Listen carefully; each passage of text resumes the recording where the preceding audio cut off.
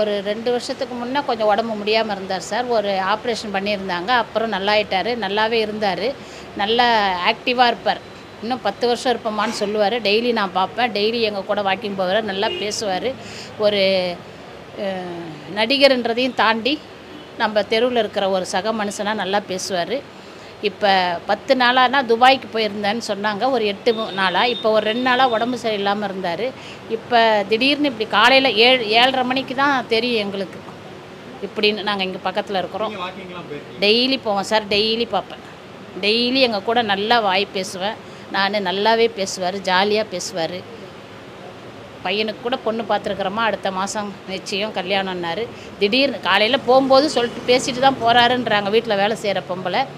நான் வந்துடுவோம்மா, எனக்கு ஒன்றும் இல்லைன்றாரு. திடீர்னு இங்கே அரச மரம் தாண்டி போகும்போது முடியலன்னு திருப்பி கூட்டின்னு வந்துட்டாங்க. நல்ல டைப்பு சார். அப்படிலாம் கிடையாது. நல்ல எங்களுக்கு ஒரு வைத்தியம் சொல்லுவார். ஏதாவது முடியலன்னு சொன்னோம்னா, இதை செய்யுமா, இதை செய்யுங்க, எங்கள் வீட்டுக்காருக்கு சுகரு, இதை செய்யுங்கம்மா, இதை செஞ்சிங்கன்னா நல்லாயிடும் அப்படின்னு சொல்லுவார். அவர் ஒரு லிஸ்ட்டே போட்டு வச்சுருப்பார் அவங்க வீட்டு கிச்சன்லேயே. என்னது என்ன அப்படி சொல்ல முடியாது. ஏற்கனவே ஒரு ஆஞ்சியோவோ ஏதோ ஒரு ஓப்பன் சர்ஜரி பண்ணியிருக்காங்க. அதனால் இருக்கலாம். துபாய்க்கு போனதுலேருந்து ஏசியிலே இருந்ததுனால கொஞ்சம் முடியலன்னு சொன்னாங்க வீட்டில் வேலை செய்கிறவங்க. நாங்கள் ஒரு 7:30 மணிலேருந்து அங்கே தான் இருக்கிறோம். இப்போ தான் இந்த வந்தோம். தாங்க முடியாத இழப்பு தான் சார். பேசி ஒன்றும் பிரயோஜனம் கிடையாது. ஆனால் வருத்தம் ரொம்ப இருக்குது. டெய்லி பார்க்குற மனுஷன்